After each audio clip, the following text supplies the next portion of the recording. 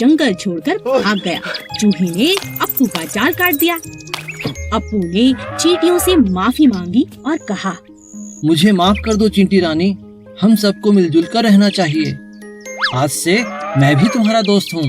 एक घने जंगल में एक पेड़ पर कालू कौवा अपना घोंसला बनाकर रहता था। उसी पेड़ के नीचे एक सांप का बिल था। एक दिन कालू जब भोजन की तलाश में गया तो पीछे से सांप ने उसके अंडों को खा लिया।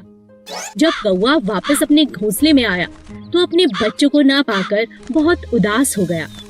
कौवे को सांप पर शक भी हुआ और उसने फिर सांप से पूछा, भाई सांप, क्या तुमने किसी को मेरे घोंसले की तरफ आते देखा? किसी ने मेरे अंडों को खा लिया है? नहीं नहीं, मैंने किसी को नहीं देखा। मुझे नहीं पता तुम्हारे अंडे किसने खाए। कुछ समय बाद फिर से ऐसा ही हुआ, पर इस बार कौवे ने सांप को अपने अंडे खाते हुए पकड़ लिया। अच्छा, अब समझ आया, तुम ही मेरे अंडों को खा जाते हो। मुझे तुम पर पहले ही शक था।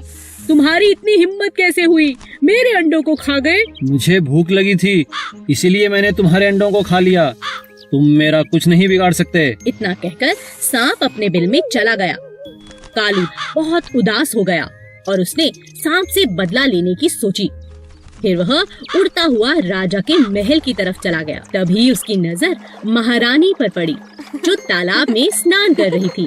महारानी के कीमती जेवर तालाब के किनारे पड़े थे, जिनकी निगरानी उनके सिपाही कर रहे थे।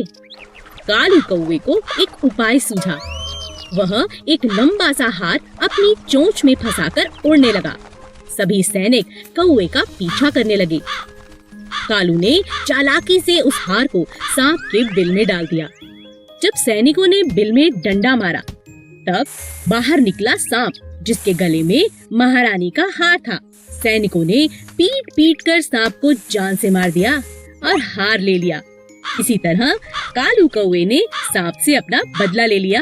एक जंगल में एक बहुत ही खतरनाक शेर रहता था। क्योंकि वह जंगल का राजा था, इसीलिए वो कभी भी किसी को भी खा जाता। एक दिन जब राजा अपनी गुफा में आराम कर रहा था, तभी एक छोटे से चूहे की नजर शेर पर पड़ी। अरे वाह, इतना बड़ा शरीर, इतने बड़े बड़े पंजे, इनके तो दांत भी बहुत नुकीले लग रहे हैं। शेर राजा जी का तो कोई मुकाबला नहीं कर सकता। तभी सब जानवर इनसे इतना डरते हैं। चलो गुफा में अंदर चल के देखता हूँ। जैसे ही चूहा शेर के पास पहुँचा, अचानक शेर की आंख खुल गई और उसने चूहे को दबोच लिया। अरे वाह, आज तो भोजन खुद चलकर मेरे पास आ गया। मजा आ गया। मुझे माफ कर दो राजा जी, मैं तो गलती से आपके पास आ गया। मुझे खाकर तो आपकी भूख भी नहीं मिटेगी। हो सकता है मैं आपके कभी काम भी आ जाऊं।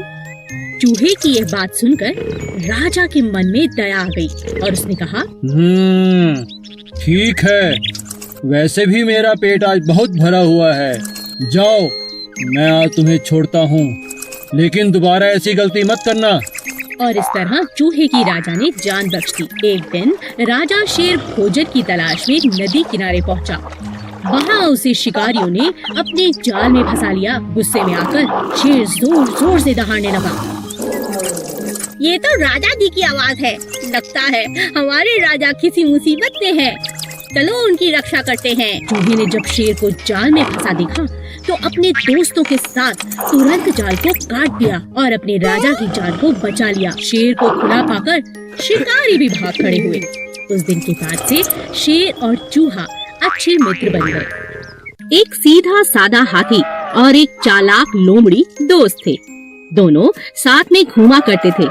एक दिन वो दोनों भोजन की तलाश में जंगल में इधर उधर घूम रहे थे कि रास्ते में उन्हें एक शेर मिला। आओ, मुझे तुम्हारी ही तलाश थी। अब तुम दोनों में से एक मेरा भोजन बनेगा। यह सुनकर हाथी बहुत घबरा गया। उसने लोमड़ी से कहा, तुम शेर से बात करके देखो। ठीक है। शेर भाई, जरा मेरी बात तो सुनो। आपके कान में कुछ कहना है। कहो। शेर भाई, आप तो मेरे भाई हैं। मैं तो आपकी सब बातें मानती हूँ। मुझे खाकर आपका कोई फायदा नहीं। आपका पेट भी नहीं भरेगा। सच कह रही हूँ। इसीलिए एक आपको उपाय बताती हूँ। आपको हाथी को ही खाना पड़ेगा। तभी जाके आपका पेट भरेगा। इतना बड़ा हाथी खाने के बाद 2-4 दिन मजे से आप सो सकते हैं, आराम कर सकते हैं, नहीं तो मुझे खा के कल तक फिर भूख लग जाएगी। पर वो कैसे हो सकता है? मैं तुम दोनों को खाऊंगा। अरे नहीं, आप मेरी बात मानो। आपको बस मेरे साथ मिलकर हाथी को गड्ढे में गिराना होगा। फिर दोनों ने मिलकर हाथी को गड्ढे में गिरा दिया। अब शेर खुश था कि उसका शिकार कब्जे में है। अब तुम इधर आओ चालाक लोमड़ी, खुद को बहुत चालाक समझती हो। अपने प्रिय दोस्त हाथी को भी मेरे लिए धोखा दे दिया। ऐसा कहकर शेर ने लोमड़ी को अपने पंजों में पकड़ लिया और उसे खा गया, जो दगाबाज थी। एक गांव में एक किसान रहता था जो बहुत ही दयालु था। गांव के पास ही एक घना जंगल था जहां बहुत सारे जंगली जानवर रहते थे।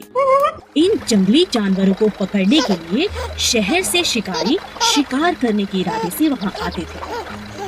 एक दिन शिकार के दौरान शेर को शिकारी का तीर लग गया, पर इससे पहले कि शिकारी शेर को पकड़ पाते, वह भागकर किसान के घर के आगे बेहोश होकर गिर पड़ा। किसान ने जब घायल शेर को देखा तो उसने शेर की मरहम पट्टी की और साथ में भोजन भी कराया। कुछ दिन बाद जब शिकारी दोबारा जंगल में आए तो वह उसी शेर को पकड़ने में कामयाब हो गए। हमें शहर तक पहुंचने में 2 दिन लग जाएंगे। शेर तो मांसाहारी होता है, क्यों ना इसे जंगल से कुछ शिकार करके खिला दें। हाँ, ये ठीक रहेगा। तभी शिकारियों की नजर लकड़ियां काटते हुए एक किसान पर पड़ी। यह वही किसान था जिसने शेर की मदद की थी, उसकी जान बचाई थी। शिकारी ने जबरदस्ती किसान को पकड़ा और शेर के पिंजरे में डाल दिया। सुनो शेर, अब यही तुम्हारा भोजन है, इसे खाओ। शेर बहुत गुस्से में था और भूखा भी, लेकिन जैसे ही वह किसान के पास पहुंचा, उसने किसान को पहचान लिया और उसे चाटने लगा। एक इंसान और जानवर की ऐसी अद्भुत दोस्ती देखकर शिकारी हैरान रह गए और उन्होंने उन दोनों को आजाद कर दिया। अच्छे कर्म का फल हमेशा अच्छा होता है। 2 कौवे। एक जंगल में 2 कौवे रहते थे। एक था कालू और दूसरे का नाम था भोलू। दोनों मिलजुल कर साथ रहते थे, लेकिन उनमें से कालू बहुत चालाक और हट्टा-कट्टा था और बेचारा भोलू जैसा नाम वैसा ही सीधा और सादा था। एक दिन कालू और भोलू में बहस हो गई। मैं तुमसे ज्यादा हट्टा कट्टा हूँ, इसलिए मैं तुमसे ताकतवर हूँ। नहीं, मैं तुमसे ज्यादा ताकतवर हूँ, क्योंकि मैं तुमसे उम्र में बड़ा हूँ और ज्यादा समझदार हूँ। दोनों अपनी अपनी बात पर अड़े रहे। कालू कहता है कि वह ताकतवर है और भोलू कहता है कि वो ताकतवर है। बस ये लड़ाई खत्म होने का नाम ही नहीं ले रही थी। तब दोनों अपने बीच में प्रतियोगिता रखते हैं। जो भी अपनी चोंच में एक थैली में कुछ भरकर जितना ज्यादा ऊपर उड़ेगा, वो ही ताकतवर होगा। कालू बहुत चालाक था। उसने अपने थैले में रुई की गेंदें भर दी, लेकिन भोलू के थैले में नमक भर दिया, जिस बात का भोलू को पता ही नहीं चला। अब दोनों ने उड़ान भरनी शुरू की। देखते ही देखते कालू ऊपर की तरफ चला गया और बेचारा भोलू वजन के मारे ज्यादा देर तक ऊपर नहीं उड़ पाया। वह नीचे नीचे ही उड़ता रहा, क्योंकि उसकी थैली में ज्यादा वजन था। तभी अचानक बहुत तेज बारिश होने लगी। कालू बहुत परेशान हो गया, क्योंकि रुई की गेंदें बारिश के पानी की वजह से भारी हो गई थी, जिसकी वजह से उसका थैला भी भारी हो गया था। उसे उड़ने में बहुत परेशानी होने लगी। लेकिन भोलू को बारिश अच्छी लगने लगी, क्योंकि बारिश के कारण उसका थैला अब हल्का हो गया था, क्योंकि बारिश के कारण उसके थैले में रखा नमक घुलने लगा था। अब भोलू ऊपर उड़ने लगा और उसने चुनौती भी जीत ली। हमें किसी को धोखा नहीं देना चाहिए। आलसी तोता। एक पेड़ पर 2 तोते रहते थे, किट्टू और मिट्ठू। एक बहुत आलसी और दूसरा बहुत ही समझदार था। एक दिन समझदार तोते ने देखा कि पेड़ की जड़ से एक बेल निकल गई है, जो पेड़ का सहारा लेकर चढ़ती जा रही है। अरे देखो, हमारे पेड़ पर एक बेल ऊपर की तरफ आ रही है। चलो मिलकर इसे काट दें। मुझे तुम्हारी सहायता चाहिए दोस्त। मैं अकेले इस बेल को नहीं काट सकता।